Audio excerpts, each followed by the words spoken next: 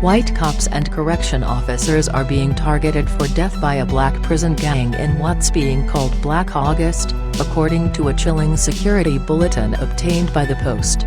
The bulletin was issued by the FBI's National Gang Intelligence Center, and the warnings were passed on to city correction officials on August 5. The warning involves an increased risk for violence during Black August, say a sternly worded internal memo issued to commanding officers at city jails.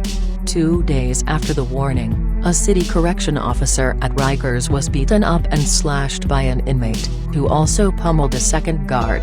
That attack was not related to the Black August threat, a correction department spokeswoman told the Post.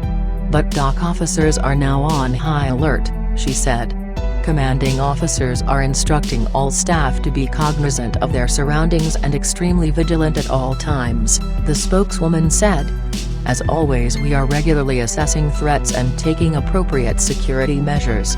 The FBI memo warns that members of the gang discussed ambushing officers who were parked in alleys or on side streets. A prison gang known as the Black Guerrilla Family, a group tied to the Black Panthers, began Black August in the California penal system in the 1970s to honor fallen members, particularly Black Panther George Jackson, who was shot to death by prison guards at San Quentin when he tried to escape in 1971. The gang, which still has members across the country, has called on inmates to kill correction officers and members of the Aryan Brotherhood. The Safety Alert, citing an inmate source, claims the BGF has a 2-for-1 kill policy. That the BGF is going to kill correctional officers and Aryan Brotherhood gang members to send a firm message. And the attacks will occur across the country, not just in California. A city correction officer who was unaware of the alert said that captains and deputies and wardens don't always tell us what's going on.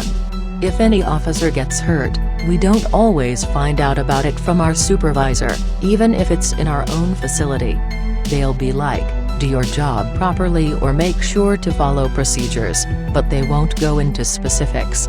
There were 394 inmate assaults on correction staff for the first 6 months of 2016, according to a dock spokeswoman. She could not say how many officers have been attacked in the first 2 weeks of August.